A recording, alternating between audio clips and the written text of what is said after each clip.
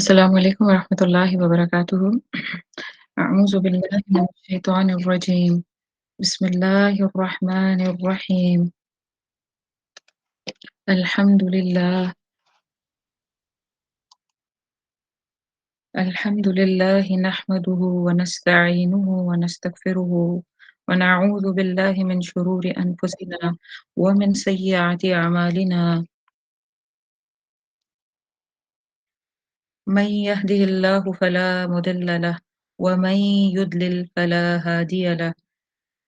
رب اشرح لي صدري ويسر لي أمري واحلل عقدة من لساني يفقه قولي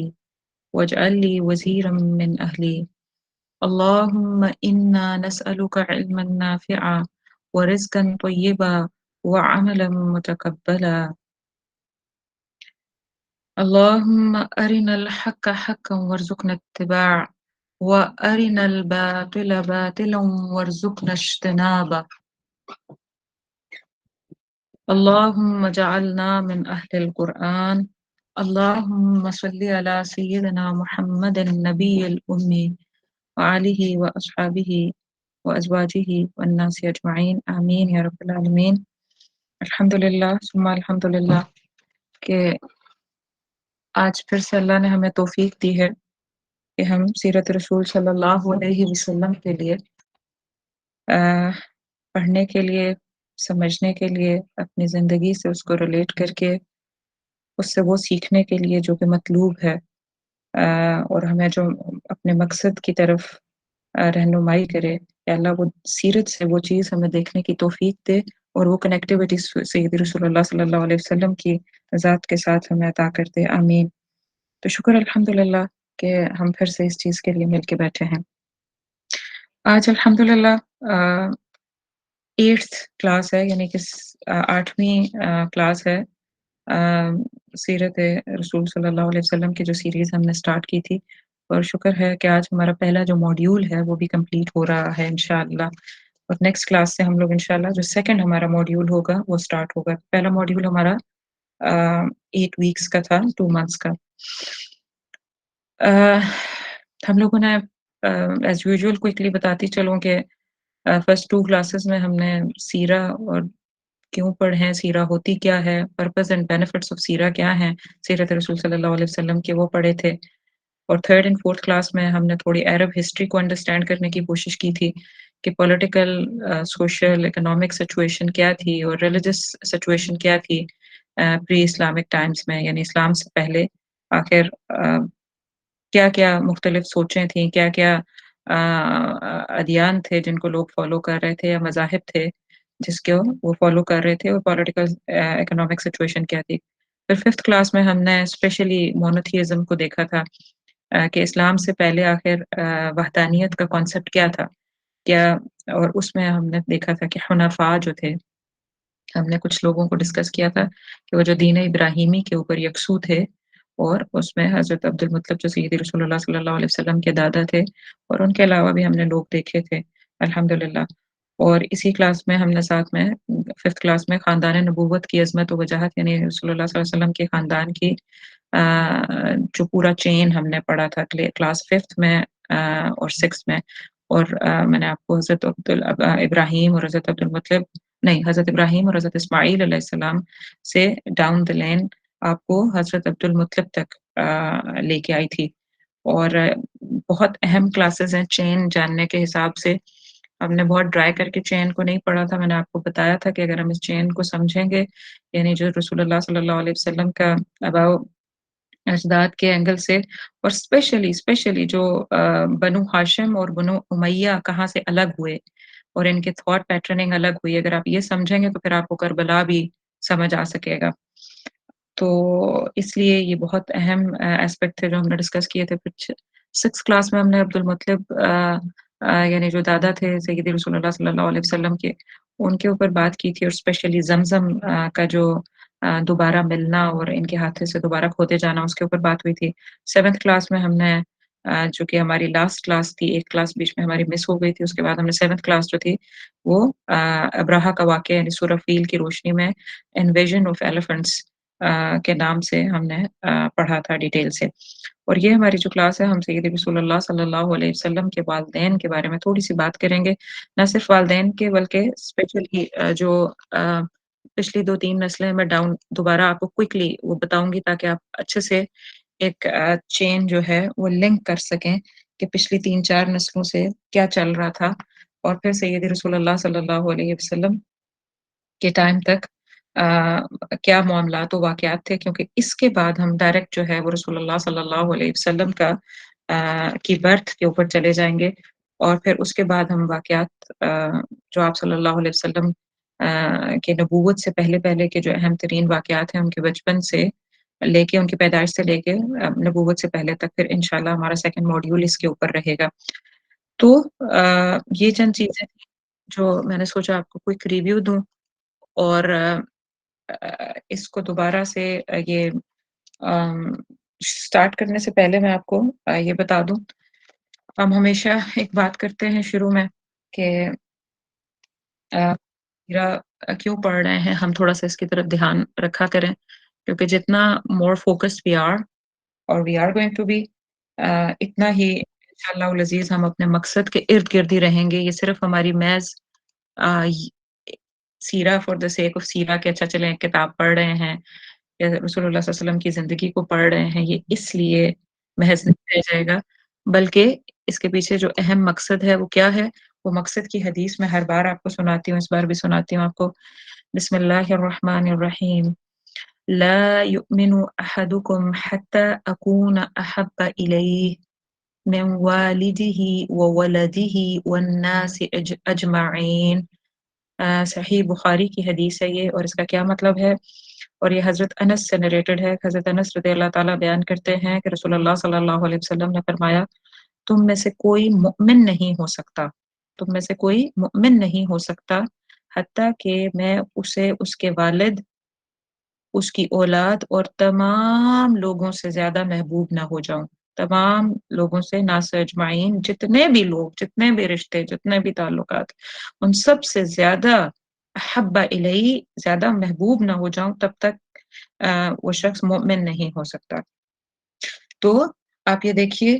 कि ये हमारा बेसिक पर्पज़ है सीरा पढ़ने के लिए कि अगर आप किसी को जानेंगे ही नहीं तो आप मोहब्बत कैसे कर सकते हैं? तो ये सीरा पढ़ने का मकसद इसके पीछे यही है कि हम रसूलुल्लाह सल्लल्लाहु अलैहि वसल्लम को जानें, वो जिन हालात में, सिचुएशंस में अभी तक हम इसीलिए हिस्ट्री कवर कर रहे हैं, इर्द-गिर्द के हालात कवर कर रहे हैं कि आखिर रसूलुल्लाह सल्लल्लाहु अलैहि वसल्लम को इस जगह पे भेजा ही क्यों गया और वो कैसे थे लोग, वो उनके आबा और अजदाद कैसे थे। तो ये सब कुछ हम साथ-साथ लेके चल रहे हैं और ये जानने के बाद जैसे हम किसी से ताल्लुक बनाना चाहते हैं और ताल्लुक रखते हैं तो हम ताल्लुक बनाने के 100 वास्ते ढूँढने की कोशिश करते हैं, मिलने की कोशिश करते हैं, छोटे-छोटे बहाने। तो ये हमारे यूँ समझिए कि सय्यदी रसूलुल्लाह सल्लल्लाहु अलैहि वसल्लम के साथ ताल्लुक जोड़ने की जो पहली कड़ी है, वो ये है कि हम इल्म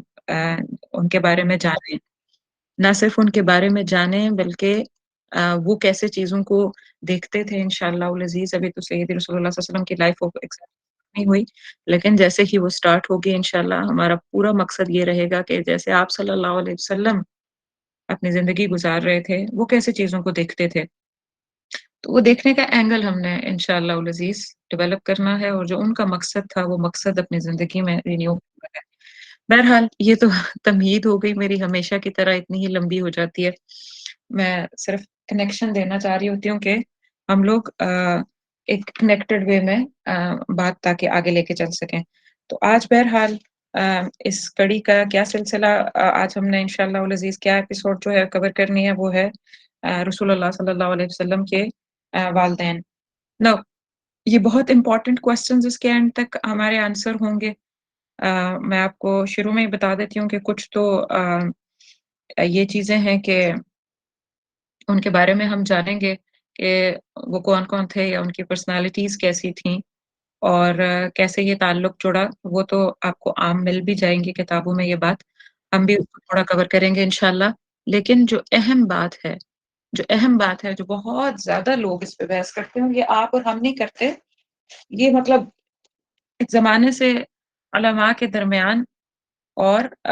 the people of knowledge جن کو واقعی کہنا چاہیے کہ جن اہل ایمان اور اہل القرآن جو لوگ تھے انہوں نے بھی اس کے اوپر بات کی ہے، تو ہم یہ زاویہ بھی سامنے رکھیں گے کہ سیدی رسول اللہ صلی اللہ علیہ وسلم کے جو پیرنٹس کا status in life here after کیا ہے،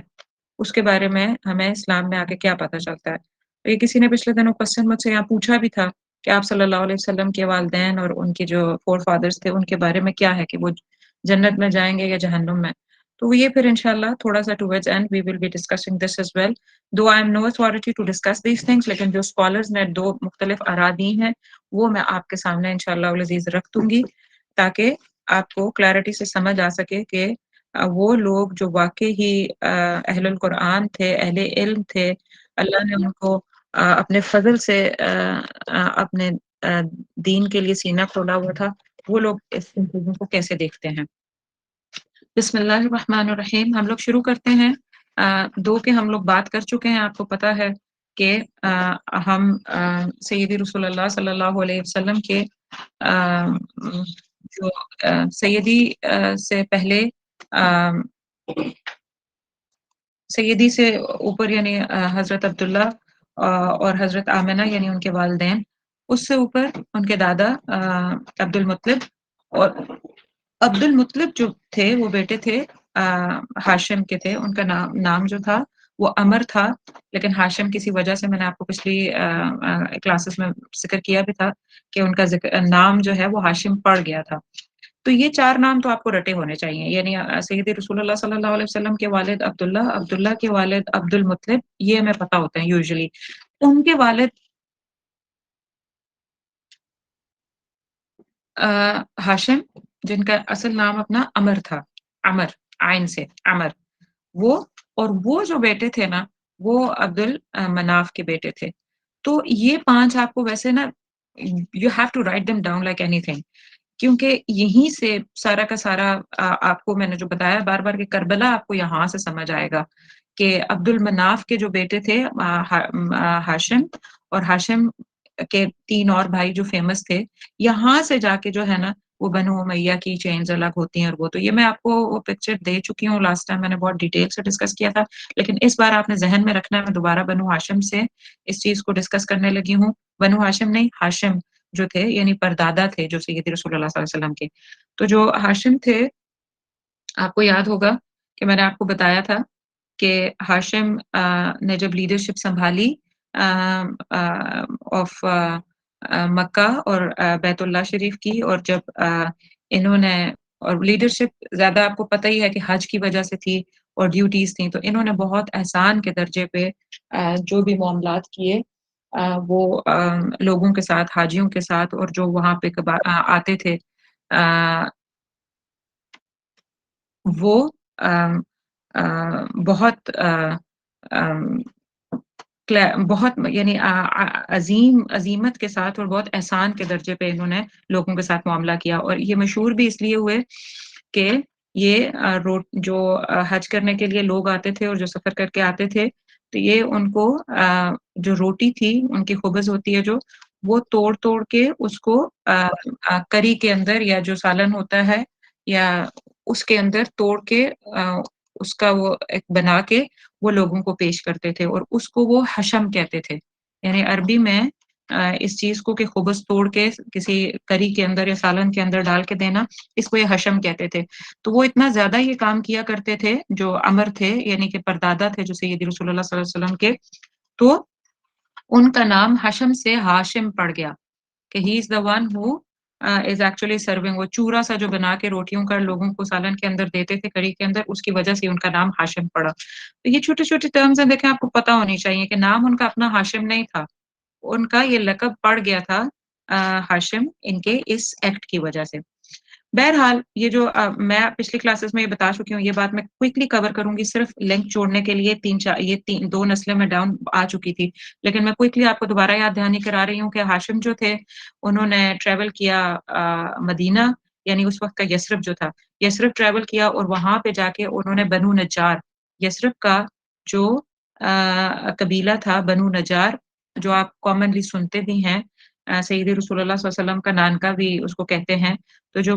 मदीना के अंदर बनु नज्जार कबीला था, उनकी जो बेटी थी एक सलमा, वो भी बहुत फ़हम-ओ-फ़रासत वाली औरत थी। तो इन्होंने हाशिम ने उन जो सलमा थी, उनसे शादी इनकी हुई और अ, यानी ये वो पहला मकाम था जिस पे मक्का और मदीना में या मक्का और यस्रिब में क्या हुआ, वो रिलेशन बना। यानी कि मैरिटल रिलेशन के तहत इनके रिश्तेदारियाँ हुई जो कि फिर अल्टीमेटली आके फिर इसीलिए मदीना सैयद रसूलुल्लाह सल्लल्लाहु अलैहि वसल्लम का नानका भी बनता था। और भी वजहें थी, मैं आपको बाद में भी बताऊँगी क्योंकि सैयदा आमना भी उधर से ही थी। लेकिन बहरहाल पीछे से डाउन अगर आप ऊपर और 2 चेन्स ऊपर चले जाएँ तो वहाँ से भी नानका ही बनता है सैयद रसूलुल्लाह सल्लल्लाहु अलैहि वसल्लम का। ख़ैर उसके बाद जो है जब इनकी शादी हो गई मैंने आपको बताया था कि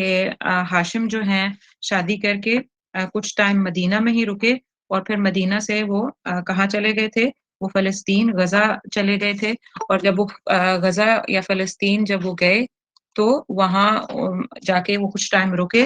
और उनको जो कोई बिज़नेस ट्रैवल था उनका कोई या जो भी जिस काम के तहत वो गए थे, वहाँ पे वो कुछ टाइम के लिए जब रुके, तो रुकने के बाद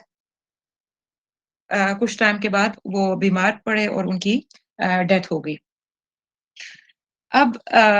जब ये खबर वापस सलमा जो उनकी वाइफ़ थी, जो कि सैयद रसूलुल्लाह सल्लल्लाहु अलैहि वसल्लम की परदादी यानी कि थीं, उन तक जब पहुँची तो मतलब वो काफ़ी डेफ़िनेटली वो परेशान तो हुई और वो प्रेग्नेंट भी थीं। तो जब ये खबर जब उन्हें पहुँची कि मेरे हस्बैंड की डेथ हो गई है, तो वो उन्होंने दिल में खौफ़ महसूस किया कि अब ये जो मेरा बच्चा यानी जो पैदा होगा, उसको दादका ले जाएगा। दादका कौन थे? मक्का से मतलब हाशिम जो थे वो डेफ़िनेटली मक्का के लीडर थे। तो उन्हें ये हुआ कि ये तो ले जाएँगे। बहरहाल कुछ अरसा तो उन्होंने ये खबर बताई ही ना किसी को, इसी डर की वजह से कि बच्चा मेरा चला जाएगा मेरे हाथों से। तो किसी किसी को एज़ सच उन्होंने मक्का में खबर ना भिजवाई कि हाशिम के एक बेटे भी हैं यहाँ पे। तो हाशिम के जो बेटे हैं, वो कौन थे? वो शैबा थे।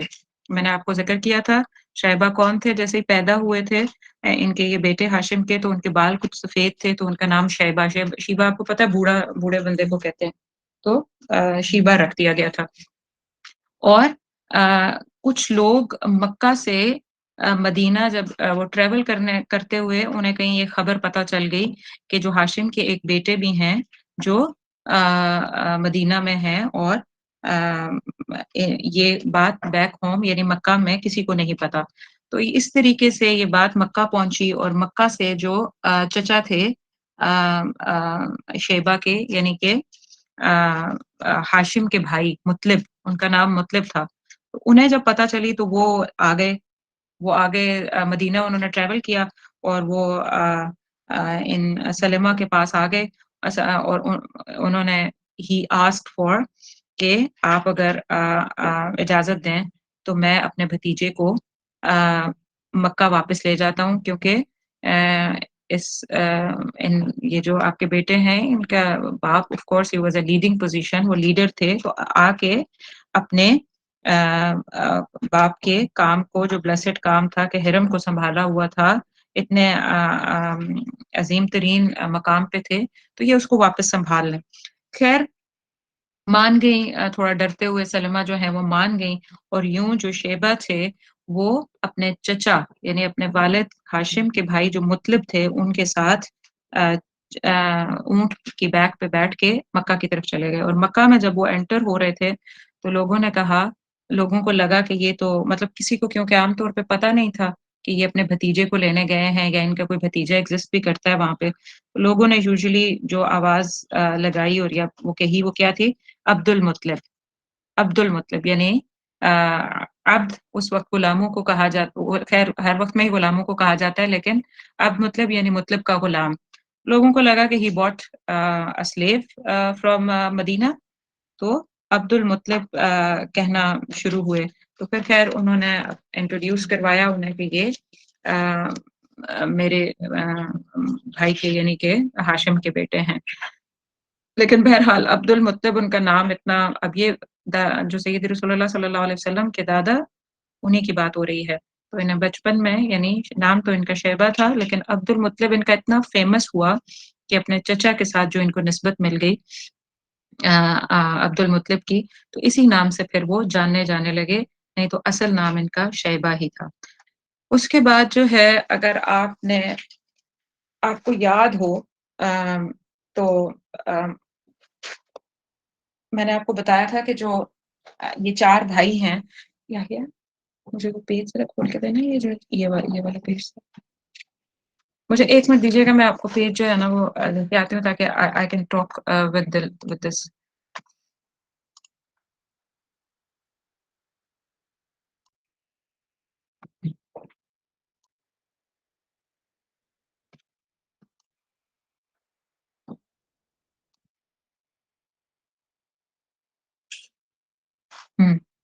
دس ون اس اوپر مجھے ہاتھ دیجیے اس کا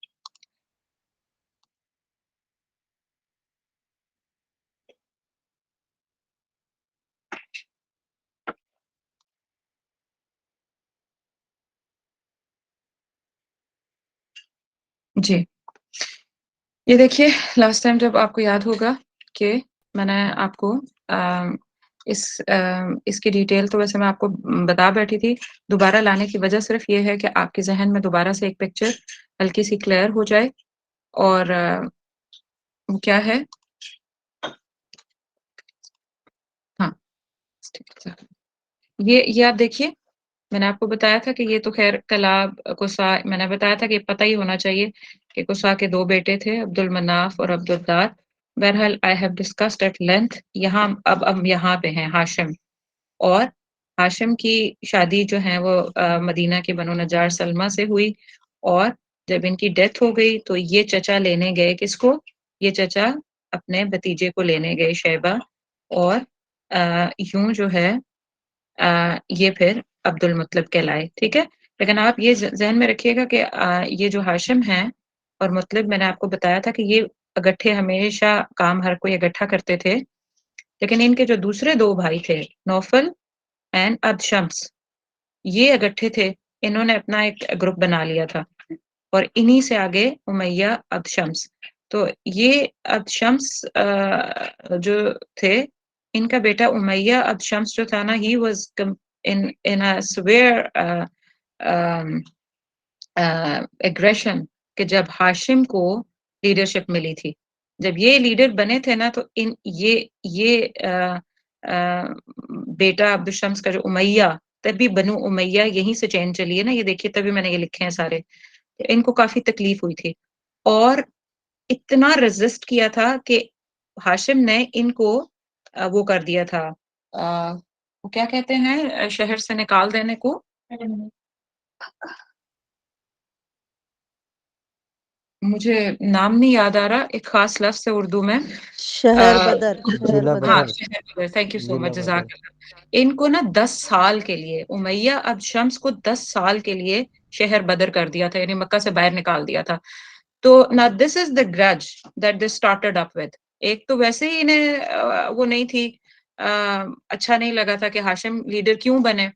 یہ ایشو تھا اور میں نے آپ کو پیچھے بھی بتایا تھا کہ یہ ایشو پہلے بھی چل رہا تھا بہرحال تو ایک تو انہیں یہ تکلیف تھی دوسرا جب انہیں 10 سال کے لیے شہر بدر کر دیا گیا تو ان کو یہ بھی بہت تکلیف رہی اور his son was بنو امیہ انہی سے امیہ اب شمس سے بنو امیہ چلی اور his son was Harb and Abu As and Harb's son was ابو سفیان رضی اللہ تعالی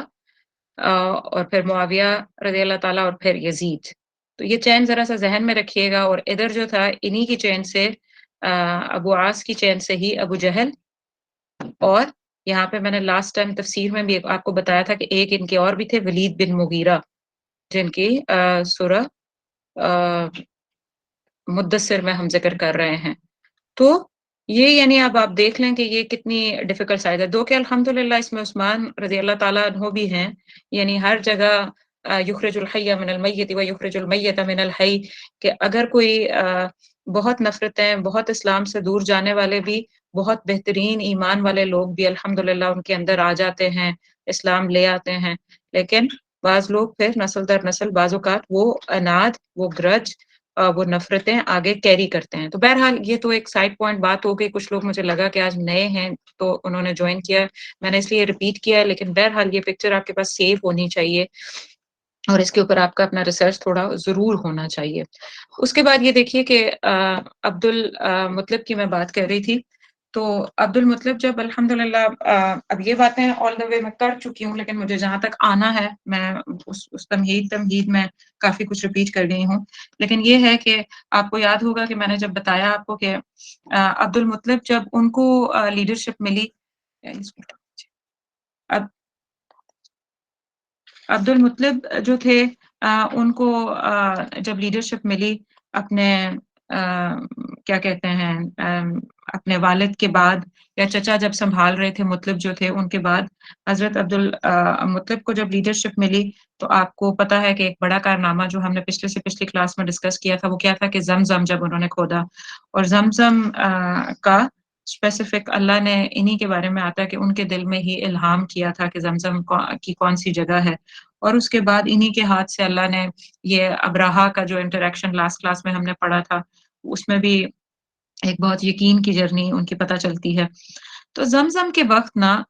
میں نے آپ کو بتایا تھا کہ انہوں نے ایک دعا مانگی تھی، اور وہ کیا تھی کہ اگر مجھے اللہ 10 بیٹے دے دے اور 10 بیٹے جو ہیں وہ بڑے ہو کے جوان ہو جائیں تو میں ان میں سے ایک بیٹا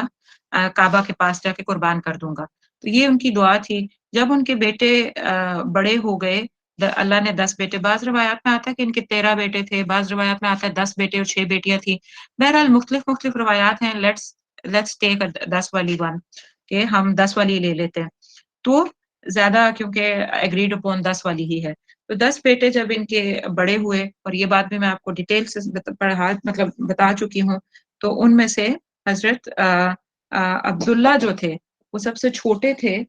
اور ان کے بارے میں آتا ہے کہ جب یہ سارے بیٹے بڑے ہو گئے تو عبد المطلب بیکاز وہ بہت اپنے دین کے اوپر پکے تھے، ہی واز سم ون جو بات کہتے تھے وہ اپنی بات کو he used to stay with his words, تو انہوں نے اپنے بیٹے جب جوان ہو گئے تو انہیں یاد تھا کہ انہوں نے منت مانگی ہے، تو انہوں نے پھر جا کے قرہ ڈلوایا کہ میرے کون سا بیٹا جو ہے وہ میں اللہ کے راستے میں جا کے قربان کروں کعبۃ اللہ کے پاس، تو قرے میں عبداللہ جو سب سے چھوٹے بیٹے تھے یعنی سید رسول اللہ صلی اللہ علیہ وسلم کے جو والد تھے ان کا نام نکلا، اور ان کی پھپھیوں نے اور ان کی جو عبداللہ کی پھپھیاں تھیں اور ان کی جو بہنیں تھیں وہ بہت روئیں، اور انہوں نے کہا کہ نہیں آپ عبداللہ کو قربان نہ کریں، تو پھر اس وقت میں مختلف یہاں پہ مختلف روایات آتی ہیں، کچھ نے کہا کچھ بکس میں لکھا ہوا ہے کہ ایک عورت جو کہ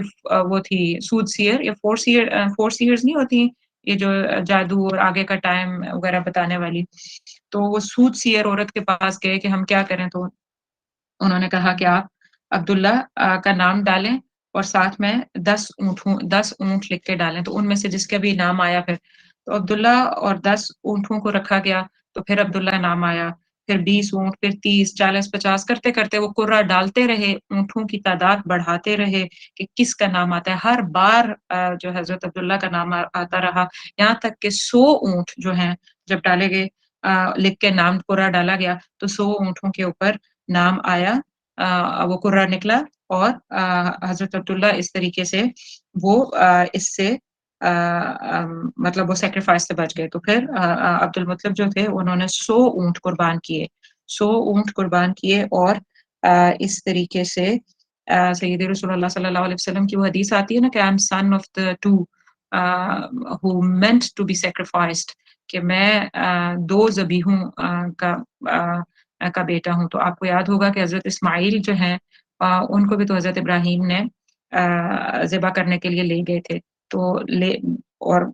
کیا بھی، لیکن اللہ نے اس قربانی کو قبول کیا اور اس میں اس کی جگہ وہ مہندے کو لے آئے تھے، تو اور عبداللہ بھی جو ہیں वो भी कुर्बानी के लिए ले गए थे अब्दुल मुत्तलिब उनको काबतुल्लाह, लेकिन वहाँ जाके बहुत लोगों के इसरार की वज़ह से उन्होंने फिर ये कुर्रा डाला, तो 100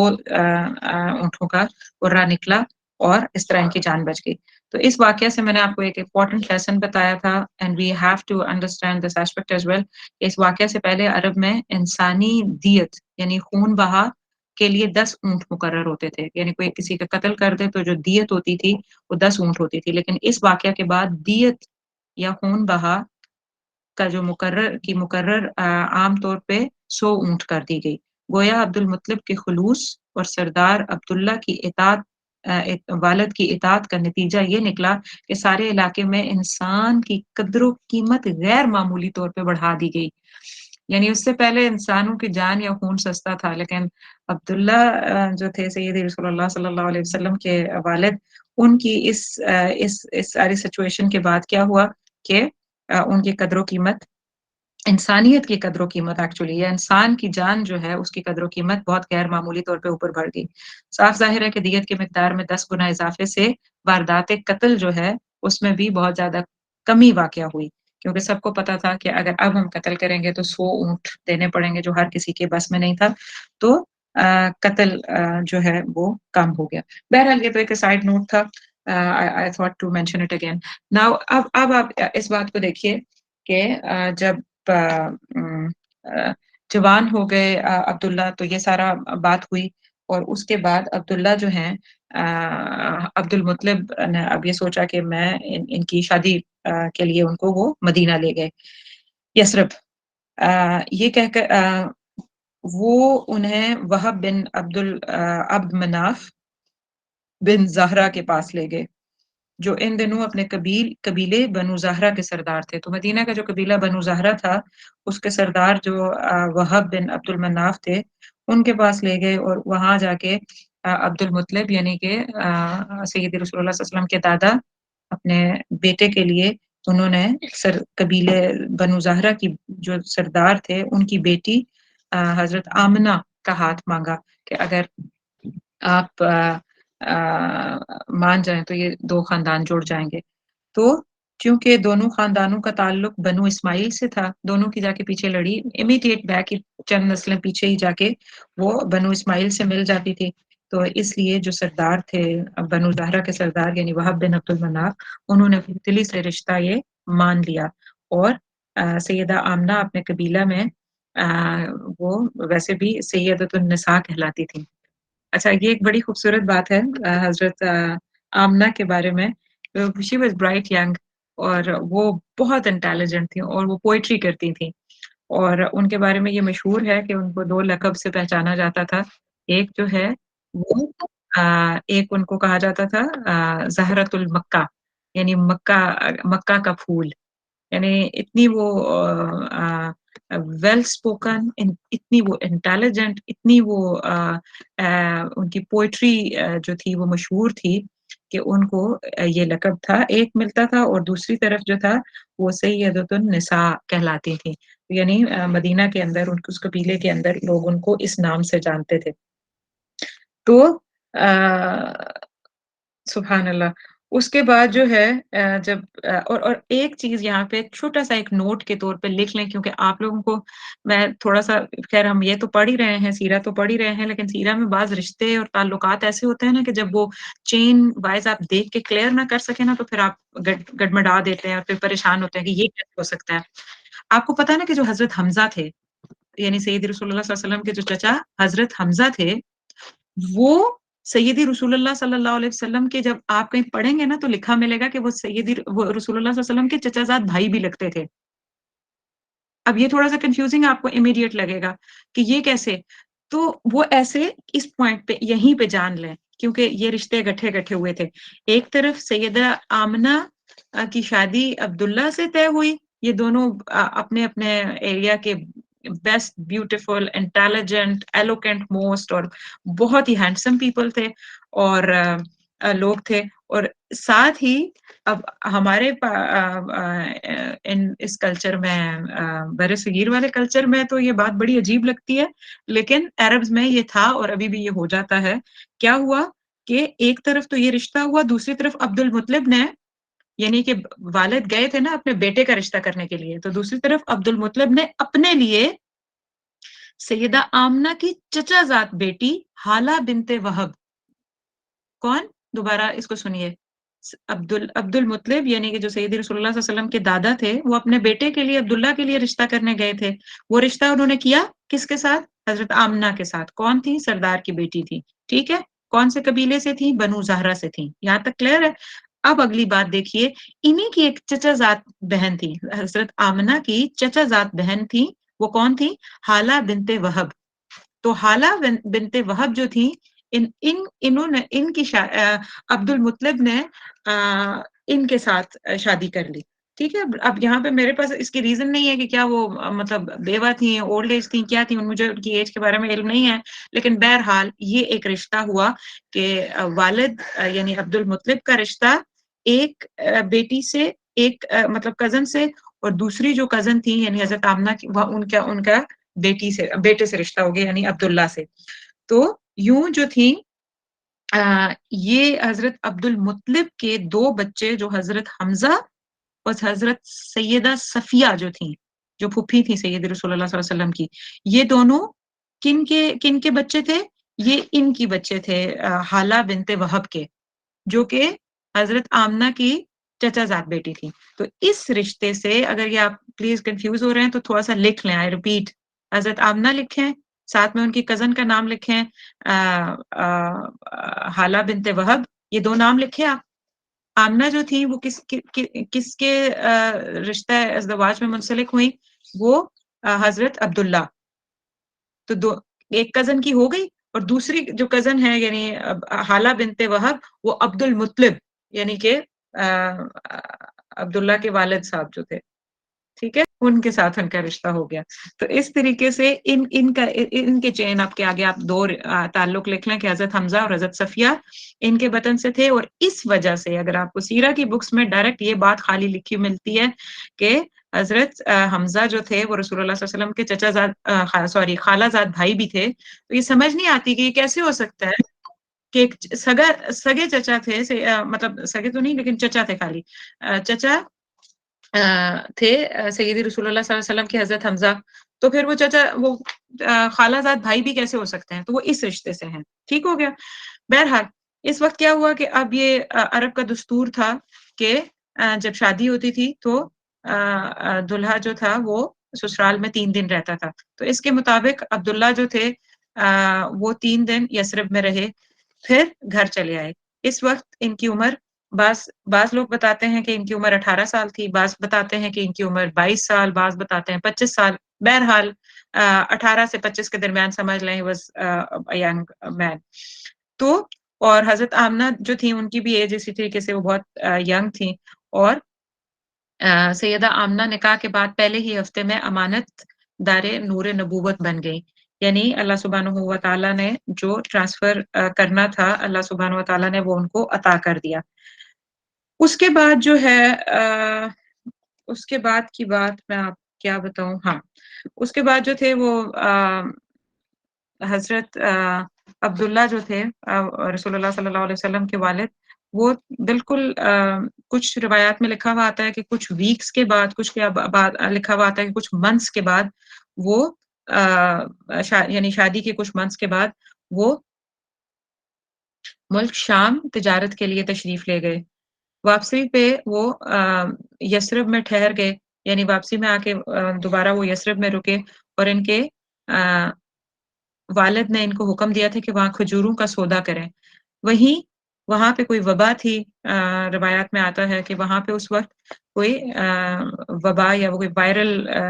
इन्फेक्शन चल रहा था जो उनको हुआ, और वहीं पे उनकी डेथ हो गई। किसकी डेथ हो गई? अब्दुल्ला सय्यदी रसूलुल्लाह सल्लल्लाहु अलैहि वसल्लम के वालिद की डेथ हो गई। यानी अभी रसूलुल्लाह सल्लल्लाहु अलैहि वसल्लम दुनिया में नहीं तशरीफ़ लाए थे, उससे पहले ही उनकी शादी के कुछ माह के अंदर ही डेथ हो गई। अल्लाह के रसूल सल्लल्लाहु अलैहि वसल्लम के अच्छा, यहाँ पे एक और चीज़ मैं आपको बता दूँ कि अल्लाह के रसूल सल्लल्लाहु अलैहि वसल्लम के वालिदैन के अस्माए गिरामी पर गौर कीजिए, यानी कि उनके नामों पे ज़रा गौर कीजिए। ये मैं किताब आफ़ताब नबूवत की सुनहरी शुआओं से पढ़ रही हूँ। वालिद अब्दुल्ला یعنی رسول اللہ صلی اللہ علیہ وسلم کے والد کا نام عبداللہ اور والدہ کا نام آمنہ۔ اب اگر تھوڑا-سا غور کریں کہ ان ناموں کا مطلب، تو عبداللہ، میں نے آپ کو پہلے بھی بتایا تھا کہ عبد المطلب کا جو حنفاء میں سے ہونا اس یہاں سے بھی ظاہر ہوتا ہے۔ حنفاء کون؟ یعنی کہ وہ اللہ کی ہی عبادت کرتے تھے اور کسی کی عبادت یا بتوں کی پوجا نہیں کرتے تھے۔ یہاں سے بھی ظاہر ہوتا ہے کہ ان کے ایک بیٹے کا نام عبداللہ تھا، تو کہ اللہ کا بندہ۔ تو بہرحال بیٹے رسول اللہ صلی اللہ علیہ وسلم کے والد کا نام عبداللہ اور جو والدہ کا نام تھا آمنہ، یعنی کہ امن والی۔ تو بعض علماء نے یہ بات لکھی ہے کہ عبداللہ کی عبودیت اور آمنہ کا جو امن والا ہونا ہے،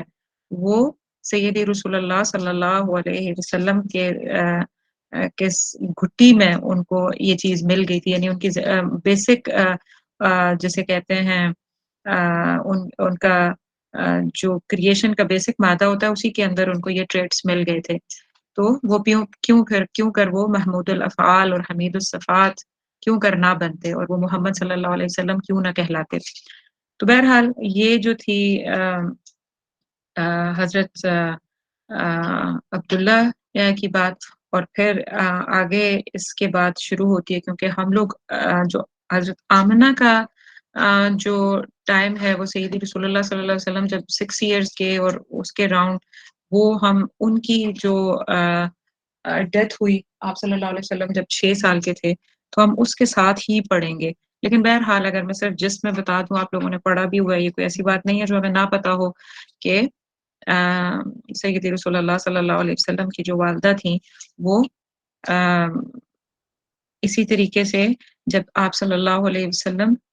بنو سعد، یعنی جب وہ قبیلہ بنو سعد جہاں کی حضرت حلیمہ تھیں، رسول اللہ صلی اللہ علیہ وسلم جب بنو سعد میں 4 سال یا روایت میں آتا ہے 5 سال وہاں گزار کے آئے، تو اس کے بعد آپ صلی اللہ علیہ وسلم نے کچھ ٹائم اپنی والدہ کے ساتھ گزارا، اور جب وہ 6 سال کے قریب تھے یا 6.5 سال کے قریب تھے، تو حضرت آمنہ نے یہ سوچا کہ میں اپنے بیٹے کو اپنے والد کی قبر تک لے کے جاتی ہوں اور مدینہ سے ہو کے آتی ہوں۔ جب وہ ان کو لے کے گئیں اور مدینہ رہ کے وہ کچھ دن جب واپس ابوا کے مقام پہ، ایک جگہ کا نام تھا ابوا کی بستی پہ، جب وہ پہنچی وہاں پہ آ کے وہ بیمار ہو گئیں، اور بیمار ہونے کے بعد وہ وہیں پہ اللہ کو پیاری ہو گئیں، اور وہیں پہ ان کی قبر بھی ہے۔ تو یہ، اور پھر آپ کو یاد ہے کہ صحیح مسلم کی ایک حدیث ہے کہ حضرت ابو ہریرہ سے روایت ہے کہ اللہ کے رسول صلی اللہ علیہ وسلم نے ارشاد فرمایا، میں نے اپنے رب سے اپنے والدہ کے لیے مغفرت طلب کی، جس کی اجازت کرنے کی اجازت مانگی تو نہ مل سکی، اور ان کی قبر کی زیارت کرنے کی اجازت چاہی تو مجھے اجازت مل گئی۔ تو آپ صلی اللہ علیہ وسلم بہرحال صحابہ کرام کے ساتھ بڑے ہو کے ایک دفعہ سیدہ کی قبر پہ گئے تھے اور بہت زیادہ روئے تھے۔ اس کی حدیث میں بہت ڈیٹیل آتی ہے، انشاءاللہ ہم جب یہ مقام آئے گا تو ہم اس کو ڈسکس کریں گے۔ تو یہیں تک میں نے جو علمی اعتبار سے بات تھی، مطلب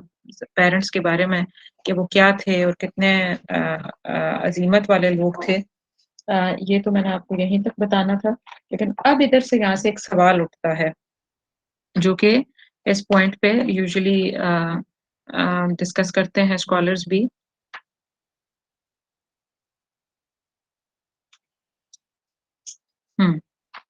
اور وہ کیا ہے کہ what is the status of parents of Muhammad صلی اللہ علیہ وسلم in life hereafter، یعنی رسول اللہ صلی اللہ علیہ وسلم کے والدین کا جو سٹیٹس ہے یا جو ان کا مقام ہے اللہ کی نظر میں یا آخرت کی زندگی میں، وہ کیا ہے۔ تو یہاں سے جو ہے نا تھوڑی سی ایک پوری بات کھلتی ہے، وہ میں آپ کے سامنے رکھتی ہوں کہ اب اگر کوئی نوٹس نہیں بھی لے رہا ہے نا تو وہ ضرور لے، کیونکہ یہ بحثیں اکثر آتی رہیں گی سامنے، और आती हैं तो हम बाज़ औक़ात बहुत लॉजिकली इसका आंसर नहीं कर पा रहे होते। तो लॉजिकली आप आंसर करें या ना करें लेकिन इसको उलमा अल हक ने किस आँख से देखा स्पेशली सय्यद रसूलुल्लाह सल्लल्लाहु अलैहि वसल्लम के चंद सदियों बाद जो बहुत आला दर्जे के पाए के उलमा गुज़रे हैं, उन लोगों ने इसको कैसे देखा? तो हम उस पे थोड़ी-सी बात करेंगे ताकि हमें वज़ाहत हो कि इसको हिस्ट्री में इस बात को लिया कैसे जाता रहा। तो सबसे पहले तो हम ये देखते हैं कि अ, एक हदीस सही बुखारी की हमें मिलती है, तो उसके अंदर आता है कि एक शख्स ने आके रसूलुल्लाह सल्लल्लाहु अलैहि वसल्लम से पूछा कि आपके वालिद कहाँ पे हैं? तो आप सल्लल्लाहु अलैहि वसल्लम ने फरमाया कि अ, उम, मेरे ये मफ़हूम बता रही हूँ हदीस का कि मेरे वालिद और तुम्हारे वालिद अन्नार जहाँ आग में हैं। तो यहाँ पे इस हदीस को लेके अगर अभी आप गूगल करके देखें ना या फिर इस्लाम डॉट नेट पे देखें तो आपको ये हदीस नॉर्मली इमीडिएट कॉमन मिल जाएगी और इसके ऊपर ही बात की जाती है और इसी के ऊपर से बात करके बस खत्म कर दी जाती है कि वो आप सल्लल्लाहु अलैहि वसल्लम ने ये हदीस खुद मतलब कही और उस हदीस जो है वो बुखारी में भी कोट हुई है, तो फिर हम इससे आगे नहीं जाते। लेकिन क्योंकि मैं एक इंशाल्लाह I will try to share one link also एक स्कॉलर इस पे बात कर रहे हैं, बहुत वज़ाहत से और बहुत क्लैरिटी से बात कर रहे हैं, मैं ट्राई करूँगी मैं वो लिंक भी शेयर कर दूँ आपसे। लेकिन उन्होंने जो बातें की उसमें से चीधा-चीधा और जो कुछ थोड़ा-सा आगे-पीछे से मेरी नज़र से भी गुज़रा मुख्तलिफ जगहों में वो आपके सामने रख देती हूँ, कि देखिए ये जो हदीस का नॉलेज होता है ना, वो एक बहुत डीप नॉलेज है और इसमें बहुत सारी हदीस ऐसी होती हैं जो मुतवातिर होती हैं, बहुत सारी हदीस ऐसी होती हैं जो अहद होती हैं, यानी उसकी कोई चेन बहुत तवातुर से नहीं आई हुई होती, किसी एक ने बयान की हुई होती है। और बुखारी में ऐसी भी हदीस मिलती हैं जो सिर्फ़ एक नरेशन से हमें मिलती हैं। तो ये तो एक इल्मुल हदीस का जो कि डेप्थ मेरा ये सब्जेक्ट भी नहीं है और मैं आपको ले जा भी नहीं सकूँगी और मेरा नहीं ख़्याल कि मैं ये खोल सकूँगी या हमें खोलना ही चाहिए। लेकिन मैं आपको सिर्फ़ ये सिंपली बताती हूँ कि उलमा ने इसके ऊपर बहस की है और चंद उलमा ने इस हदीस को लेके ये कहा है कि आप सल्लल्लाहु अलैहि वसल्लम डायरेक्ट अपने ही वालिद के बारे में बात कर रहे थे और उन्होंने ये कहा कि हाँ, जब उस बंदे को ये कहा, जिस शख्स ने पूछा था कि मेरे आपके वालिद किधर हैं? तो कहता मेरे वालिद और तुम्हारे वालिद फिन्नार आग में हैं। तो अ, चंद ने ये कहा कि इसका यही मतलब लिया जाएगा जो कि बज़ाहिर बन रहा है कि हाँ, आग में है। लेकिन मेजॉरिटी ऑफ द उलमा ने जिसमें बड़े-बड़े नाम आते हैं, इमाम सुयूती रहमतुल्लाह अलैह को अल्हम्दुलिल्लाह मतलब सारे स्कूल ऑफ थॉट्स मानते हैं। काज़ी अबू बकर बिन इब्न अरबी को सारे मानते हैं और बड़े-बड़े नाम मैं पढ़ रही थी and I was literally shocked कि उन्होंने ये कहा है कि मतलब उनका कंप्लीटली डिफरेंट एस्पेक्ट है इसके ऊपर और वो ये कहते हैं कि इस हदीस के ऊपर तो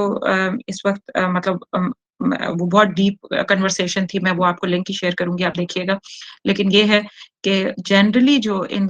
बड़े-बड़े उलमा ने कहा है, उन्होंने एक रूल बताया है कि सम पीपल आर काफ़िरु हुक्मन ला मानन कि वो काफ़िर होते हैं हुक्मन रूलिंग के तहत बट नॉट बाय मीनिंग।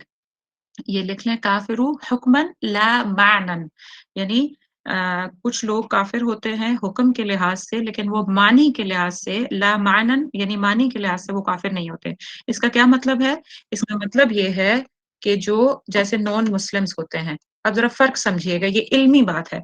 फ़र्क समझिएगा कि जो नॉन मुस्लिम्स हैं, they are different from disbelievers. किसी का नॉन मुस्लिम होना और किसी का डिसबिलीवर होना यानी मुशरिक होना, ये दोनों मुख्तलिफ चीज़ें हैं। इस पे उलमा बहुत क्लैरिटी से बात करते हैं।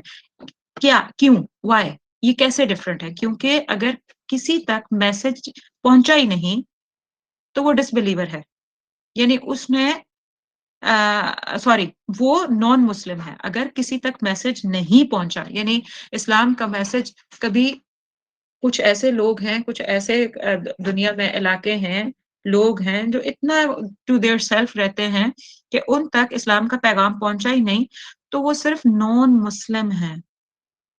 کیونکہ انہوں نے ان کے سامنے بلیف آیا ہی نہیں اور انہوں نے بلیف کو انکار نہیں کیا، اس لیے وہ ڈس بلیور نہیں کہلائیں گے۔ Why would Allah take person into حساب، یا اللہ سبحانہ وتعالیٰ کسی بندے کو سے حساب کیسے، مطلب آپ سوچ سکتے ہیں کہ اللہ کسی ایسے بندے سے حساب لے جس تک اسلام ہی نہ پہنچے، جس تک کبھی ایک دفعہ بھی نہ پہنچا ہو؟ اگر ایک دفعہ بھی پہنچا ہو اور اس نے اس کے اوپر سرچ نہیں کیا، اس کا انکار اور اقرار دونوں نہیں کیا، اس کیس کا سچویشن بالکل مختلف ہے، میں یہ والا کیس میں ڈسکس کر رہی، لیکن علماء ڈسکس کر رہے ہیں، میں تو اس کو آپ تک پہنچا رہی ہوں خالی، اور میرا اپنا بھی یہی شرح صدر ہے کہ اگر کسی بندے تک بالکل بھی اسلام پہنچا ہی نہیں ہے اور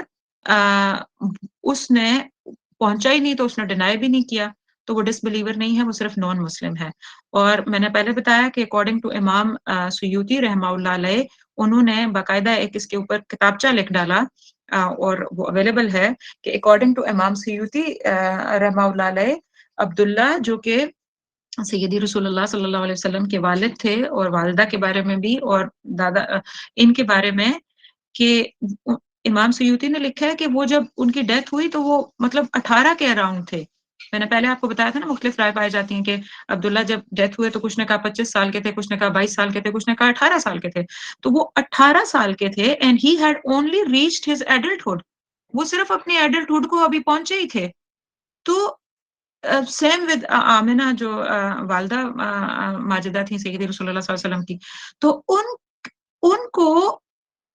ان کو وقت ہی اس بات کا نہ ملا کہ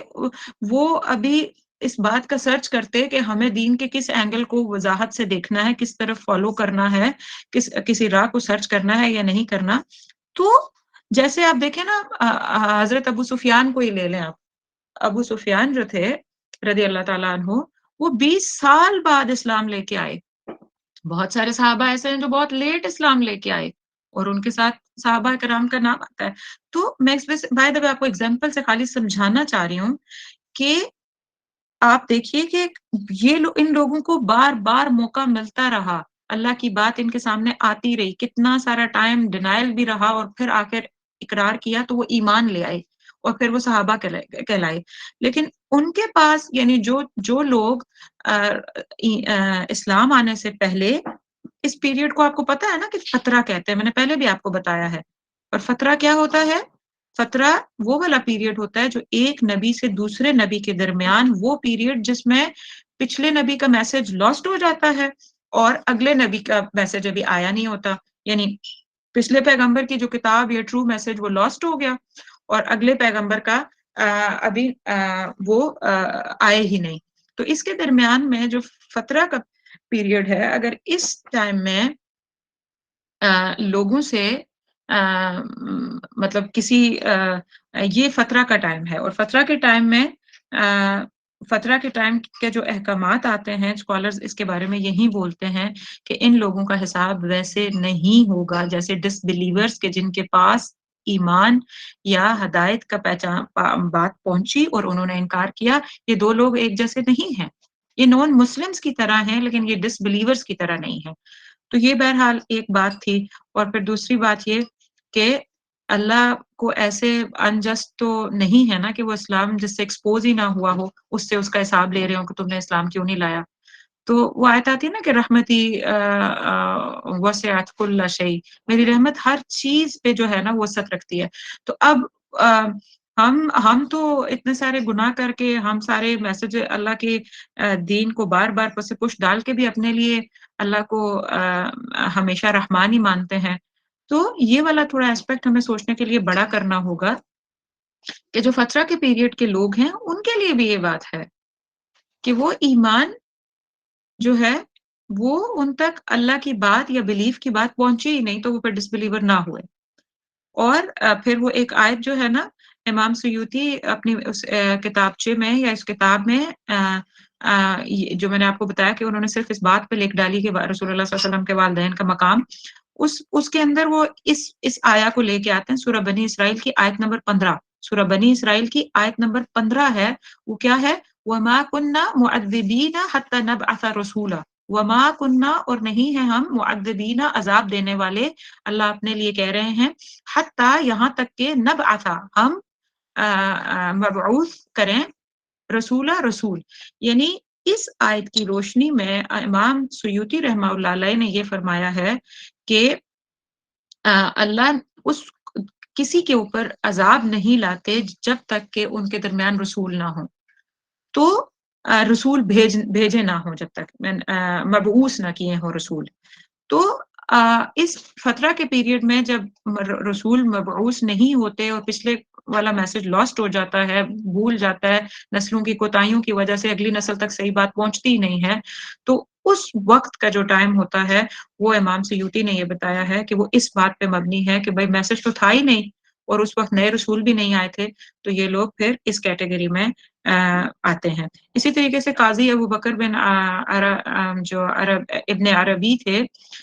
इब्न अरबी की नहीं बात हो रही, कादी अबू बकर बिन अरबी की बात हो रही है। ये भी एक बहुत बड़े स्कॉलर गुज़रे हैं और इनकी इस्लामिक जो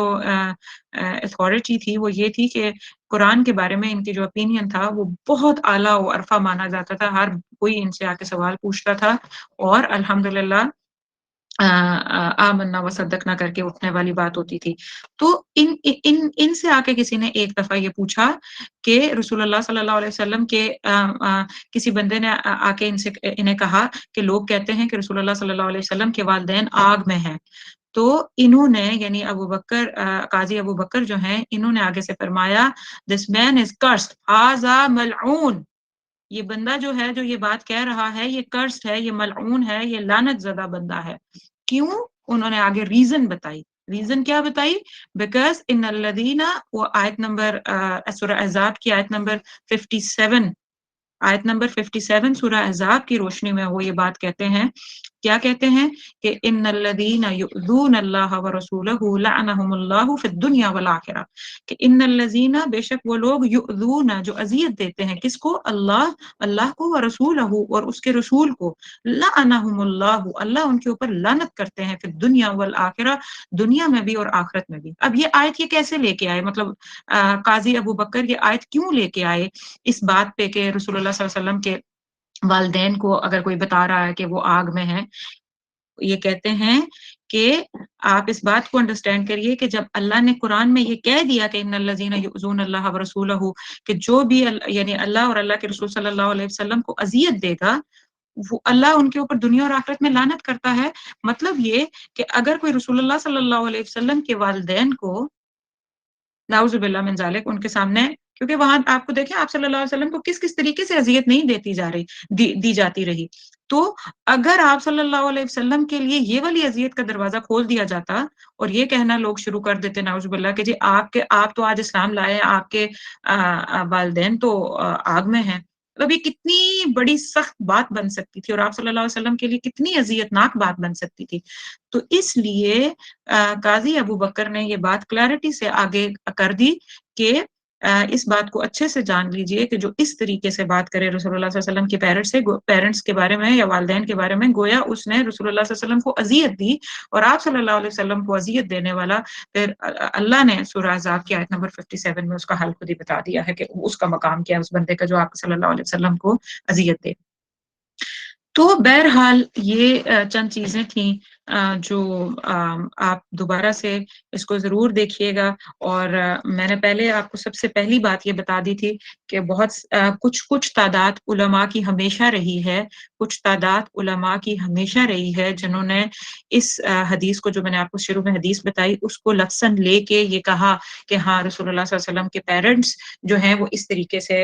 मतलब जहन्नुम में हैं। लेकिन मेजॉरिटी, आजकल के स्कॉलर्स को प्लीज़ थोड़ा छोड़ दीजिए, ज़रा पुराने اسکالرس کی بات کریے جو واقعتاً علم اور تفقہ دین کے لیے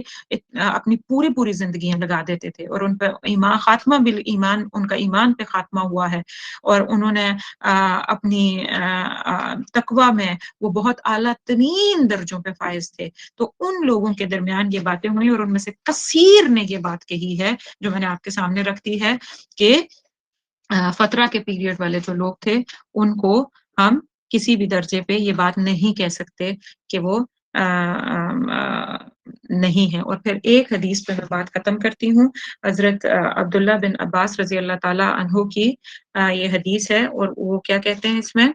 وہ کیا فرماتے ہیں جو میں نے آپ کو پچھلے دنوں سنائی بھی تھی، اور یہ بھی بہت لاجیکل پوائنٹ ہے کہ رسول اللہ صلی اللہ علیہ وسلم نے فرمایا کہ اللہ تعالیٰ نے خلق کی تخلیق فرمائی، یعنی کہ ہی کریٹڈ، تو مجھے سب سے اچھے گروہ میں رکھا، مجھے سب سے اچھے گروہ میں رکھا، پھر ان کے بھی 2 گروہوں میں سے سب سے زیادہ اچھے گروہوں میں مجھے رکھا، میرے قبائل کو چنا تو مجھے سب سے اچھے قبیلے میں رکھا، پھر گھرانوں کو چنا آگے، یعنی کہ اس کو کلینز کو چنا، تو پھر گھرانوں میں چنا تو مجھے سب سے اچھے گھرانے میں رکھا، لہٰذا میں اپنی ذات کے اعتبار سے بھی سب سے اچھا ہوں اور اپنے گھرانے کے اعتبار سے بھی سب سے ممتاز ہوں. یہ جامع ترمذی کی حدیث ہے 3607 3607 اور 3608 جو ہے 3607 3608. کیا کہتے ہیں کہ میں گھرانے کے لحاظ سے بھی سب سے اچھا ہوں اور میں ذات کے لحاظ سے بھی سب سے اچھا ہوں. تو یہاں پہ اس کو بحث میں لا کے علماء یہ بات کرتے ہیں کہ اگر آپ صلی اللہ علیہ وسلم کہ پیرنٹس یا خاندان پیچھے، یعنی دادا اور پیچھے نسل تک اگر کہیں اہل ایمان ہوتے، آپ کو پتا ہے نا، یہ تو آپ کو پتا ہے نا کہ حضرت اسماعیل کے بعد رسول اللہ صلی اللہ علیہ وسلم تک کوئی بیچ میں نبی نہیں ہے، ان کے عرب میں کوئی اور نبی نہیں آئے. تو آپ صلی اللہ علیہ وسلم نے اگر اپنی چین، اپنے کلان کو سب سے اعلیٰ اور عرفہ کہا ہے تو اس کا کیا مطلب بنتا ہے آٹومیٹیکلی؟ آپ کو لگتا ہے کہ رسول اللہ صلی اللہ علیہ وسلم would boast about the مشرک نعوذ باللہ من ذالک ancestors؟ نہیں، وہ کبھی یہ نہ کہتے. اگر اس وقت کوئی اور موحد دنیا میں ہوتا، اس وقت میں، جس وقت میں رسول اللہ صلی اللہ علیہ وسلم کے آبا و اجداد یعنی کہ پیرنٹس اور عبد المطلب اور بنو جو حضرت ہاشم جو پردادا تھے ہاشم، وہ اگر وہ یہ چین، یہ 3-4 نسلیں جن کے بارے میں اسپیشلی انہوں نے کہا کہ بیسٹ آف دا بیسٹ قبیلہ اور بیسٹ آف دا بیسٹ کلان ہے میرا، تو اگر اس وقت کوئی اور موحد ہوتا تو کیا ایسا ہو سکتا تھا کہ رسول اللہ صلی اللہ علیہ وسلم کسی موحد کو چھوڑ کے، موحد کیا یعنی کہ جو اہل ایمان، جو اللہ کو واحد جانتے ہیں، اگر کوئی اور ان سے بیسٹ پیپل ہوتے تو اللہ صرف آپ صلی اللہ علیہ وسلم کے والدین یا پچھلی خاندان میں ہونے کی وجہ سے یہ حدیث کبھی ایسا ہو سکتا تھا کہ آپ صلی اللہ علیہ وسلم بولتے؟ کیونکہ یہ تو ہمیں پتا ہے نا، سورہ نجم میں آتا ہے کہ رسول اللہ صلی اللہ علیہ وسلم جو بھی بولتے ہیں وہ اللہ کے اذن سے بولتے ہیں. تو اگر آپ صلی اللہ علیہ وسلم نے اپنے خاندان اور اپنے قبیلے کے بارے میں یہ بات کہی ہے تو اس کا مطلب محض یہ نہیں ہے کہ محض اس لیے اچھے تھے کہ وہ آپ صلی اللہ علیہ وسلم کے والدین اور دادا تھے. اس لیے کہا کہ ہاں وہ اس وقت بنی نو انسان میں کوئی اور موحد نہیں تھا تو وہ لوگ سب سے بیسٹ لوگ تھے. تو اس سے بھی پھر جرا کرتے ہیں علماء کہ یس دے آر بیسٹ پیپل، اور بیسٹ پیپل اگر اللہ نے رسول اللہ صلی اللہ علیہ وسلم کے منہ سے کہلوایا ہے تو اس کا مطلب یہ ہے کہ وہ فترہ کے پیریڈ میں تھے اور اللہ ان کو وہ بہترین مقام ان کو آخرت میں بھی عطا کرے گا اور اس بار بھی. اور پھر ایک آخری چیز بتا دوں آپ کو کہ آپ کو پتا ہے نا، یہ تو حدیث آپ کو پتہ ہی ہے کہ جو ابو لہب تایا تھا جو سید رسول اللہ صلی اللہ علیہ وسلم کا، جس نے مطلب بہت کرو بیٹے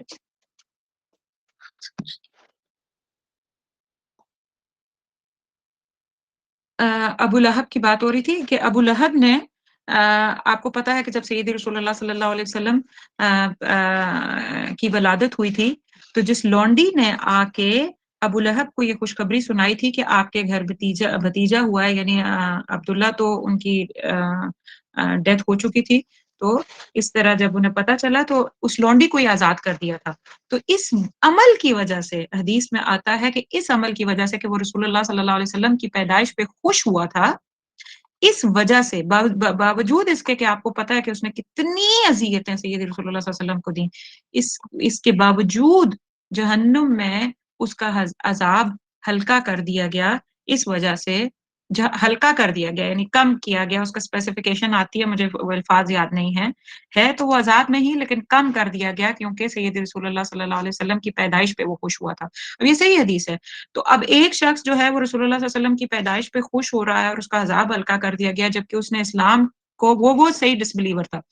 اس نے ہر طریقے سے اسلام اور رسول اللہ صلی اللہ علیہ وسلم کو اور قرآن کو جھٹلانے کی کوشش، تکلیف اور اذیتیں دینے کی، اسلام کو مٹانے کی کوشش کی. تو اس کے باوجود اس کے لیے اگر ہلکا ہو گیا تو پھر آپ سوچ لیں کہ وہ لوگ جو فترہ کے پیریڈ میں ان کے والدین تھے جن تک اسلام کی بات پہنچی ہی نہیں، بھلا اللہ ان کو why would he be throwing them into the hellfire. تو آخر دعوانا ان الحمد للہ رب العالمین. جزاکم اللہ خیر. سبحان ربک رب العزت عما یصفون، سلام علی المرسلین والحمد للہ رب العالمین. آپ لوگوں کا اگر کوئی اب کوشچن ہو، دو کہ میں نے کافی لمبا کھینچ دیا